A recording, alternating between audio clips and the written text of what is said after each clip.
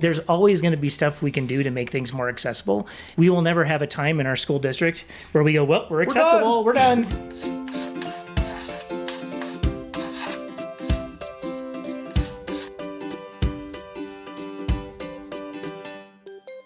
Mike, thank you so much for joining me today. I know that this actually is a topic that I'm very passionate about. I know you're very passionate about. It sounds like you've kind of had a pulse on this for quite a while. I know I have as well, so I'm really happy to have you join me today. Yeah, talking about accessibility. If you wouldn't mind, just for everybody out there, a little bit about yourself, your background, your school district. Yeah, absolutely. So my name is Mike Hausmann. I'm the Chief Communications Officer for Thompson School District. I've been in the role there since January of 2013, so about 11 and a half years.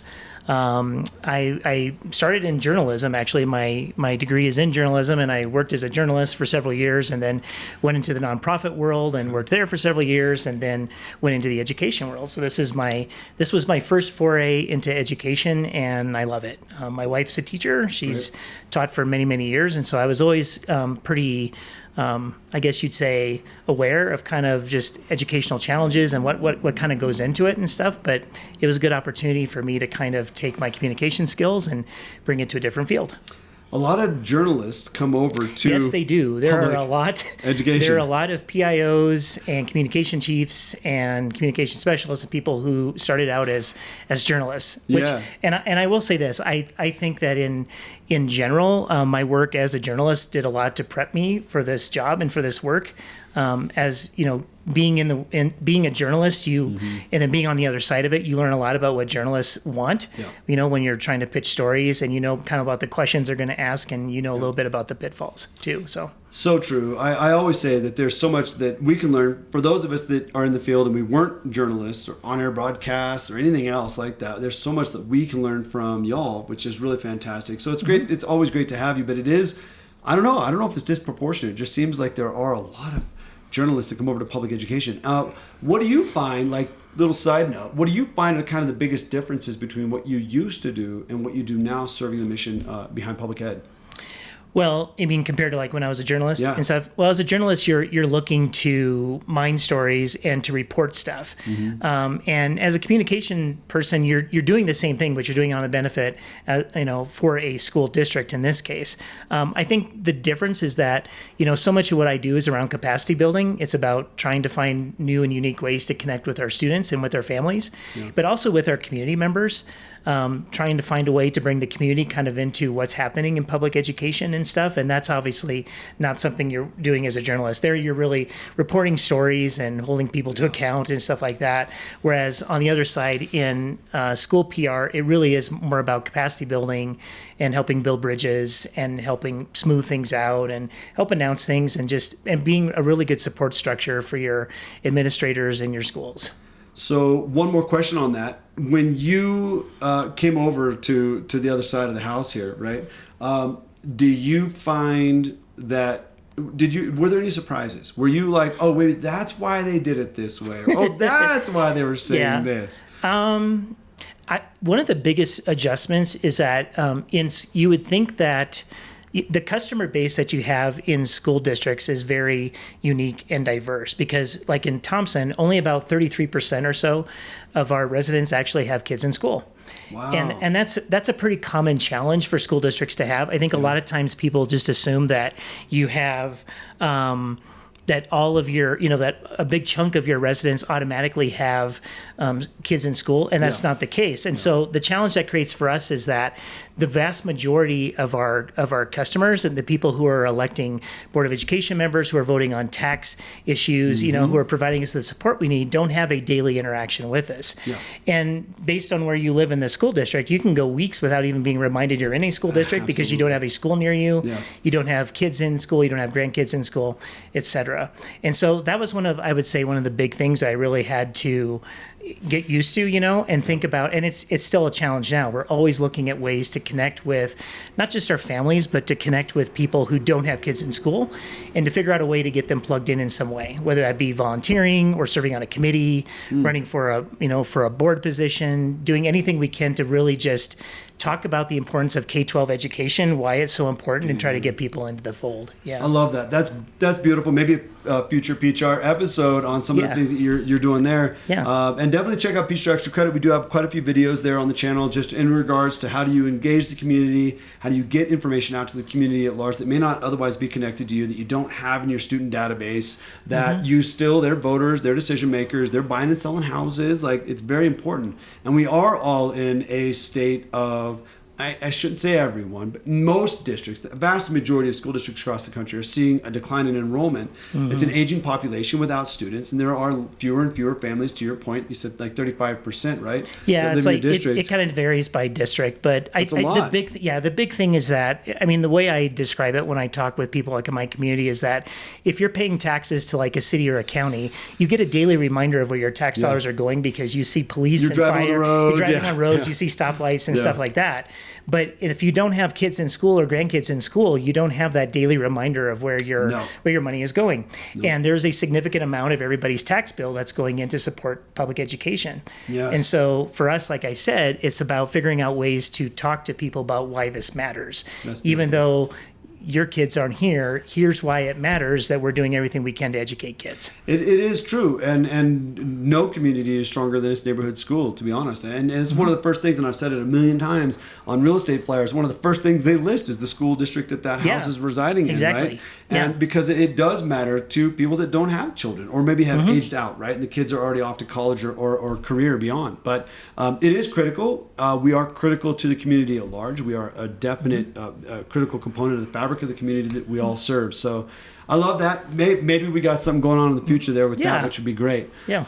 I appreciate you kind of taking a little sidewalk there. I know we are talking about accessibility today, but it's always fun when you talk to a former journalist, kind of what their experience has been coming over to public education, because it is a lot different. I talked to somebody that said once that they thought it was going to be more of, like rainbows and watercolors and finger paintings, right? And it turns out it's really not that. Well, yeah, and I worked, as part of my role, I worked enough with school PR folks where I didn't think that. You knew a little bit more what you were getting into. I knew that it was a mix of, certainly there's a lot of positive PR and there's a lot of proactive stuff you're doing, but there's also a lot of emergency management. Yeah. And there's a lot, and you're doing a lot of stuff to try to just connect with folks. So that's awesome. All right, well, let's talk about accessibility. Yeah. So tell me kind of from your lens, your perspective, what are y'all doing there in your school district, but maybe more specifically you, like why is it important to you? Why is this something you've tuned into? Yeah. So in Thompson School District, we have a strategic plan in place. It's called Strive 2025 that we put in place a couple of years ago. That's catchy. And yeah, it is. It's great. It's great. And we have 4 focus areas, and one of the focus areas is literally around building an inclusive and supportive culture. Beautiful. So it's ingrained in our strategic plan. But one of the things I'm really proud about with our school district is that even when I arrived in 2013, which was years before we put this specific plan in place, there's always been a really good culture in our district around inclusion and around creating accessibility for people across our community. Yes. So Strive 2025, that was an outcropping of that dedication. Yeah. Everything that we do in our school district is linked in some way to our strategic plan itself. Great. And so for us, our work around accessibility is a big part of that focus area in trying to find ways to connect with folks. It's our goal to make sure that every opportunity we have, every communication we have, everything that we have that we're presenting with families and community members, that it's accessible for everybody in the community, and that we're providing an equal opportunity for people to be able to use the same platforms to get the same information and to be able to participate in the same way, to be able to be a part of the team, and when I say the team, I mean a part of the greater Thompson team. Yeah. And so really that's what it's about. The state of Colorado's law, which was originally July 1st of this year, which was, where there was like that kind of that enforcement thing that was in place, Yeah. What I would say the impact for us is that it kind of changed our thinking around how we were evaluating things like our website and our forms and all of our processes.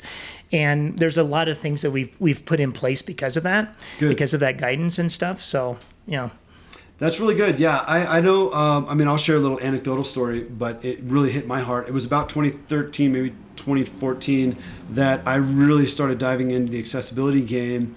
And when I really started looking at the laws and what it meant, and that there are I tell everybody, there's two roads to the accessibility street. There's the legal obligation. There's what we have to do by law, but then there's just the human obligation.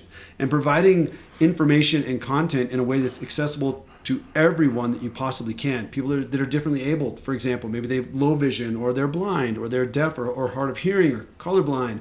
Providing content in ways that reaches a greater audience is just the human element. That's just the right thing to do. Right. And I'll never forget, I was speaking to a group of parents, and we were talking about the new changes we were making to the website. And this was like over 10, 13 years ago. In ways that were making it more accessible. And I had a parent stand up, and she said, my daughter, who's 13, a student in your district, has been, I see the work you're doing. I recognize the work you're doing. I just want to say thank you, because since you've been putting alternative tags in the photos, when my daughter's on her school website, she can see the pictures too now. Mm-hmm. That's just like, man. Yeah. Everybody in the room was like, oh, that's a beautiful story. Yeah. But it's just such a simple thing, but you're providing accessibility, like in that case, to a student who's like 13 years of age, and it's absolutely, and she can see the photos that everybody else is seeing, which is incredible. Yeah, it has a tremendous impact on everyone. It does. And I guess philosophically for me, one of the things I talk to my team members about and to other people is that you never truly achieve communication. You never truly achieve marketing. There's always work to do, and there's always stuff to do. Yeah. And accessibility to me is like that. There's always going to be stuff we can do to make things more accessible and stuff like that. You have to start setting up a process, which is what we've been doing, and you just have to keep plodding around. But it's not, we will never have a time in our school district where we go, well, we're accessible, we're done. Yeah. Everything is finished and stuff. There will always be new things that are coming on board, and new vendors you're working with, and new things here, and new concerns and things that, feedback that gets brought to you by the community that will just, that will have you change course. Yeah, so. It is so true. And truly, just so everybody knows out there, that the goal isn't 100% accessibility. I think that's an elusive goal, and it doesn't exist. And I've talked to some of the creators of the WCAG guidelines, and they admit themselves, like, look, if you're going to set up a website and it's a white background with black text and there's nothing else to that web page, and you have the script and everything else behind the scenes set up the right way, yes, that page itself will probably be pretty close to 100% accessible. But we all know, like, that's not the world we live in. So there has to be that kind of gray area where we do the best we can, and it really comes down to what the legal jargon I've heard is best faith effort, where you can show demonstratively that you're doing everything you can to provide content in different ways. Yeah.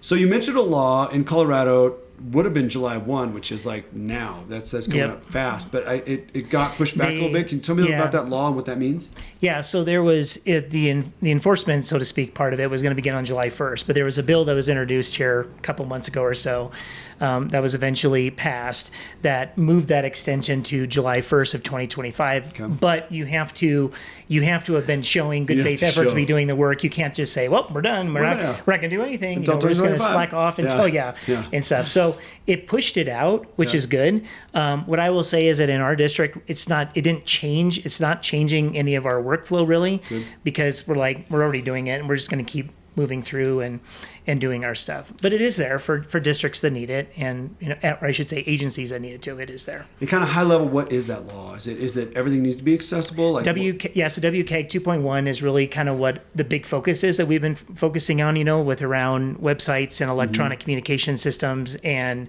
stuff that, people utilize online and stuff like that. I would say the big stuff for us, is that we did a big audit. We put together an accessibility committee. Our accessibility committee consists of a member from all of our divisions across the district. So we have obviously Matt Beal, who's our amazing web developer. He's awesome. He leads that group. He's the communications person. But we have someone from HR. We have someone from our learning services team, operations, IT. And it's designed to kind of be that guiding force that kind of helps in that auditing and stuff, but also to then help with trainings, developing of guidelines, and to really kind of help push us forward, I guess, in kind of the cultural change. Because a lot of what needs to happen is that you need to train your staff members on what this means and what this looks like. Yeah. And it's a cultural shift. It is. I mean, you can no longer just throw something up as a PDF and say, oh, we're done. That's done. I mean, you can create an accessible PDF, but there's steps that you have to do around that. Yeah. And for us especially, there's been a really big push as much as possible for us to move stuff to HTML and into the websites themselves, because that's when your auto translators can see it. That's when, your screen readers can see things a lot easier and stuff too. You get responsive design on your cell phone, so you don't have to worry so much about his presentation. But there's some stuff that you can't do as well with that. Yeah. And so there's some hesitancy, like, okay, well, how do we do this in a way where it kind of respects the intention of how someone wants to present it, but then culturally getting it over to where, I love that. And if you didn't catch that, what Mike was just saying is essentially, if it doesn't need to be a PDF and it can be a web page, that's going to be better. So build that out as a web page. So if you have some informational document that you would just be handing out to the community as a PDF, go ahead and link that out somewhere as a web page, a descriptive hyperlink out to a web page. Right. And it lives in that environment, and it will be a heck of a lot more accessible. Now, that's not to say you can't build accessible PDFs. Yep. And you certainly can. That's probably a whole different conversation. But there are tools out there. Generally speaking, if you build things in Word and you bring over that accessibility in the right way and you create accessible PDFs that way, you're probably all right. But it really is about baking the accessibility into the source document, wherever you're creating that, and then you bring that over. Yeah. All right, so there's one question I have for you. Have you ever heard in your conversations with staff where they just throw their hands up and say, you know what, forget it, I'm going to turn the websites off? Oh, like not do their websites? Yeah, well, like forget it. This is too much. I'm going to turn the websites off. So in our district, way back in 2013 when I joined, we did not have a global website system. So all of our schools had their own websites, and then the district had their own, and that was, I did not like that. No. So one of my first projects was we brought everything in-house. So all of our district websites and our school websites are part of one same system and stuff. So I don't have to worry about that from the school level. There's a lot of, I guess you'd say, third-party website use that's used by our teaching staff and by some other folks too. What we've been doing is we've been working a lot with individuals on a one-on-one basis to try to move as much of that as possible into the district fold and to do that. Some of these vendors that these sites are posted on, the accessibility is all over the place in terms of like how accessible they truly are and what you can do with them and stuff. And so to your point, like you're saying before, as much as possible, we're trying to bring it into the system. That's good. I know when I've taught staff over the years, and this goes back like over a decade, but I know sometimes staff's reaction would be like, forget it, can I just not do the websites? And that's really not the answer. No. And when you really talk through the details of what it takes to make a web page accessible, or at least best faith effort, it really isn't that difficult. We're talking heading tags, we're talking color contrast, we're talking alternative textual images. There's a certain set of criteria, and it really isn't difficult. And what I was doing, and I'd love to hear kind of what your committee has done around this, but what I was doing in my districts was I would tell staff, webmasters out at each one of the school sites, just pick a page every day, take 10 minutes, and fix it. Yeah. We got a website scanning tool, WebAIM out there in case you're wondering, WebAIM helped develop the WCAG guidelines. They have a free Chrome extension, so you go in, you download the Chrome extension on any web page you're on. You can quickly just click that WebAIM Chrome extension. It scans the page, shows you where your errors are, and it's easy to go back and fix them. And so I was just telling staff, like, take 10 minutes, maybe max 15 minutes every day, pick a page on your site. You'll be done in 30 days. Yeah. And you've got a product that is so much more compliant than when you started just 1 month earlier. And then back to your point earlier is that then you're able to demonstratively show the difference that you've been making over the course of several months. Right. Yeah. We haven't taken that approach, so to speak. What I would say is that Matt and the Accessibility Committee, like I said, doing an audit and figuring out where all this stuff was really huge. And so it's been really around then just kind of blocking off stuff and moving them over. So as an example, all of our Board of Education policies were hosted as PDFs. Yeah. And so until you actually go through and you actually, because you look at the initial menu and it's like A through whatever, and you're like, oh, there's not that many there. But then you go into the sub, there's a lot. And so it's been we're still on that journey of moving those things over into HTML format and stuff like that. So it's that. There's been a lot of work that's been done around specific sections and specific pages. I would say that as programs come online during the year, like when you're launching a new program because it's like a seasonal thing or something, that's a great opportunity to actually then do it then and stuff, because you got to redesign, you've got a new page design anyway that you're maybe working on or something like that. So it's been that. And it's also been working with folks just to kind of help port information over is where it's at. That's awesome. So we've done, there's been a lot of progress. There's still a lot for us to do. But you just keep plugging away at it and do what you can. What happens July 1, 2025? Do you know? I don't. I think what it really all comes down to is that's really when the enforcement part comes back. Okay. I mean, I think the thing that people need to know is that, you can have a complaint filed against you at any time. Yes. And that's just kind of how it works. From our perspective, I think the key is, we're doing everything we can. It's not about, I don't like to describe it as like we're trying to just meet the requirements of the law, because I don't want people to feel that we're doing this just because of the law. I culturally really believe that accessibility is a huge thing and stuff. And so for us, the law is there, but it's really just about us improving and being able to build bridges and to build capacity and to kind of bring, like I said, to bring people into the fold and stuff like that. So it's about establishing processes and allowing for what's going to happen if somebody files a complaint in the process you're going to follow, and working with them and saying, yep, absolutely, we need it, we'll adjust this and we're going to get it taken care of, Yes. and just, and partnering with people. That's really what it's about, I think. It's about partnering with people. It really is. Great point. I have a couple of really quick anecdotal stories to share with that. I know that one of the things I did in my school district, and I'm not sure if you've done this in yours, but I put at the bottom it's in the footer of every single web page an accessibility link. And when you click it, it takes everybody to a page that just says, look, we're doing everything we can to provide everything possible in ways that are accessible. If we have missed the mark, here's exactly who you contact. And it went straight to myself. Yeah, like and we've got, and that's right? What we have too. Yeah. We have an accessibility page. So if you don't have that, around, that's really around that. It provides an email address for people to reach out and just tell us what you're trying to access. If you get it, if you got a 404 and the page isn't there, chances are it's because we were moving something around, and the link got broke. I mean, we didn't know. Stuff like that happens. It happens. District websites are huge in most school districts, and managed by many different people. Yeah, managed by many different people. But the district website has to be so much because it's got all of the instructional stuff, it's got all the operational stuff, it's got all of your Board of Education stuff, it's got, it's the core of the district and stuff. So there's so much information that's there. And it's really easy for a link to be broken or a page to have gotten moved or something like that. So, I think I agree with you. You need to have a way for people to talk to you about that. I love that. And then did you, is it okay to link out to your accessibility webpage? Yeah. All right, so we'll put that in the description. So if you want a good example of that, we'll put a couple in the description that we know are good examples of that. Last kind of anecdotal story I will share is in a previous district, I did have a parent who was legally blind and was having difficulty accessing content. And instead of reaching out directly, I didn't learn about it until we received a complaint.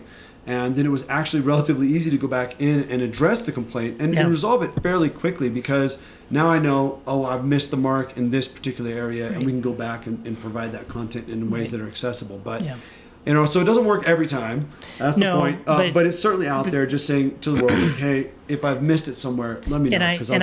I really honestly believe that that's what drives people motivationally. They just want access to the information. Absolutely. And if you provide a way for them to say, hey, I can't access X, can you help me? And you're like, yeah of course. Here you go. Yep, Here's the document, or I redesigned that page for you, or you're right, that font size was a little bit smaller than what we intended. I've adjusted it. And then thank you for pointing that out to us, because if we don't have people in our community who are helping us to improve, we're not going to improve. No. You need to have people, who have a different lens, giving you feedback on stuff to help make sure that you're doing things the best way that you can. Yeah, that's so beautiful. Do you have any high-level tips that we haven't talked about, just accessibility-wise? You mentioned, font size, that kind of thing. I think a lot of it is what you really need to try as much as possible to put yourself in the shoes of just your community as a whole, and try to not make assumptions on what you think people want to see and how they want to see it. And, just in general, be really careful about how information is presented, how you're describing links, how it looks. You mentioned before, plain white with like black and white, and stuff. You can do really cool design that's accessible, that has photos and stuff like that, but is still an accessible page, And I think that's the key, is just do as much as you can to really, get people to give you different levels of feedback around stuff and say, hey, what do you think of this and stuff? And then, don't be afraid to experiment. I think one of the great things about doing web pages is it's not officially printed forever. You can go back and you can change stuff. I mean, anytime. if you try something and it just doesn't work, or it isn't loading right, or the font size is a little bit off, or like the color scheme's a little bit, just go back and fix it and make adjustments, and don't be afraid to do so. And it's like I said, this is a process that never ends. And so don't be scared of it. Just embrace it and do your best, and that's awesome. Work. Well, that's really great info. There are a lot of tools out there. We've actually done some videos on Peachjar Extra Credit on some of the tools that go into color contrast checkers, that kind of stuff. We use Silktide, by the way. Yeah, you use we what? use Silktide. Yeah. Okay. So our websites now are with Final Site. Okay. We were with Blackboard, and then Blackboard, of course, got purchased by Final Site. Yep. Yeah. So we were using Ally, which is the built-in with Blackboard. Yeah. But now we use Silktide. Okay, cool. And it does a great job of scanning things. We can link that. I know there's a couple of other trackers out there. There are a couple of free ones. I mentioned WebAIM. There's a color contrast checker also that accessibility creators have developed, which is also like a free tool. Also, we can link back to that. We have it linked on a couple of other episodes. I did a really great video with Rob Mazzaros out in Office of Education. He works out at an Office of Education out in California. He's a masterful designer. So when it comes to web pages, flyers, that kind of stuff, man, I don't know anybody better than Rob, to be honest. And we talk top to bottom accessibility and kind of what you have to go into thinking about as far as color contrast, font size, accessible images, all those, descriptive hyperlinks. So if you're more interested in checking a little bit deeper dive on that, we can link that as well. But Mike, I can't thank you enough. I know it's super busy. We are out here at the COSPRA conference in absolutely gorgeous downtown Breckenridge. Yep. I am struggling to keep my breath because I came up here from California at sea level, and I don't know what our elevation is, but it's high. It's higher than California. It's definitely higher than And I'm short of breath, so we're going to cut this off before I pass out, and that's part of the video. That'll be the outtakes. But I can't thank you enough. We are here at the conference. I know you are part of this conference. You're actively engaged in getting set up. Yeah. We just started. I'm the Northern Region Vice President for COSPRA. COSPRA is our statewide School Public Relations Association membership group, and so we put together, this is our big summer conference where we're doing a lot of breakout sessions and PD, and a good way for people to connect and learn more about, just communication and PR, and share stories and learn from each other and have fun. Let's do a shout out on that real quick.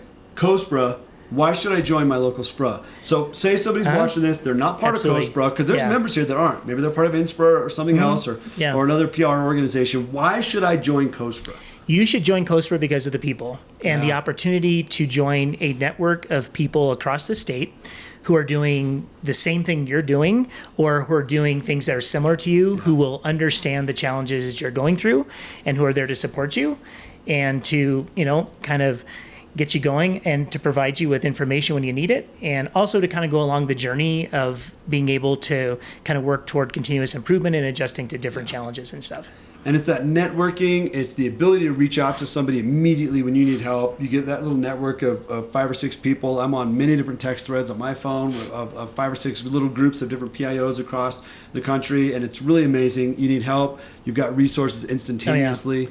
One thing I will say is that if you are not leaning into COSPRA and you are not here, for example, right now, like Mike is helping set up, getting registration going, stuff in bags, you are not getting the most out of your membership that you possibly can. Yep. When you plug in and start volunteering for your local SPRA and local chapter, it doesn't have to be just COSPRA, wherever you're at, you will start seeing absolute insane rewards come back to you personally and professionally. I know as past president of CalSPRA, I've got friends all over the country now that I can go stay with, and it all came out of just the fact that I leaned into the organization. I started volunteering. I asked, what can I do to help serve? And what came back to me was tenfold. Yeah. The big thing to understand is that if you have a particular challenge or something you're going through, chances are there's somebody else in your SPRA that's gone through the exact same thing and either has great tips of things to do, or some tips of what not to do. Yeah, exactly. Which could be Of more things that they powerful would, sometimes. of something that they would do differently, different. yeah. But also I would say too that there's a lot of challenges that people in school PR go through that are.